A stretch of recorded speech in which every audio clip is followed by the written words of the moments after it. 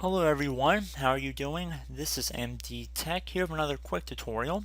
Today I'm going to show you guys how to resolve issues you might have with your computer performance on Windows 10.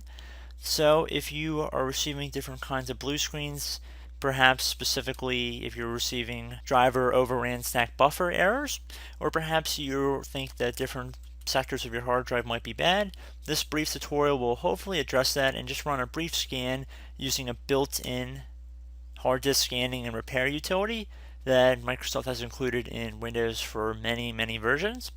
So we're going to jump right into it, and we are going to start by right-clicking on the Start button. And then you want to left-click on Command Prompt Admin from this menu. So it should be near the middle, Command Prompt and then parentheses Admin. If you receive a user account control window, you want to select Yes. Okay, so now in the elevated command line window, you want to type in CHKDSK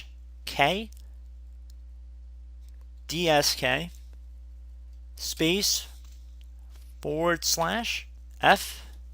So it should say CHKDSK space /F. Then you want to enter on your keyboard.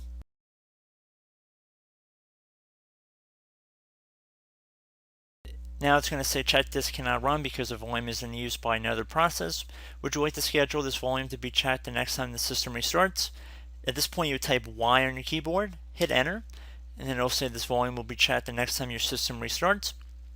I'd recommend at this point closing out of the command prompt window and then restart your computer like you normally would, and it will begin the process of checking your hard disk for errors. Now if that does not clear up some of your freezing issues, I'd also recommend on Windows 10 right-clicking on the taskbar once your computer is restarted. Left-click on Task Manager. Expand this view by clicking on More Details to the bottom left of this window.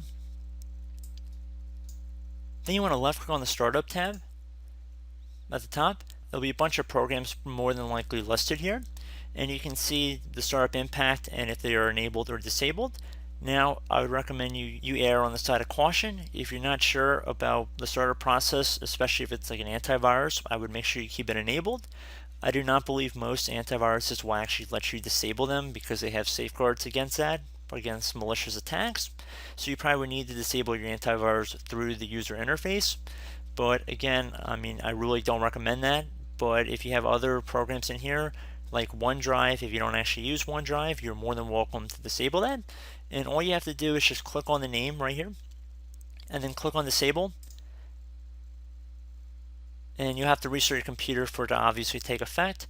Now you're not deleting any programs, it just is not going to start up when your computer starts up. So it'll take a little bit longer to open up if you try and open it up, if that makes sense. But it doesn't cause any harm to your computer. So pretty straightforward. I'd also recommend going back to the antivirus. If you do have an antivirus on your computer, I would recommend running a scan and seeing if there's any malicious activity on there. And that's always a good step. You can also run the disk cleanup utility. So if you go into the start menu and type in disk cleanup, it should be listed as a desktop app. You can open that up. And you can see it's starting to start scanning for different files that are no longer necessary on our computer.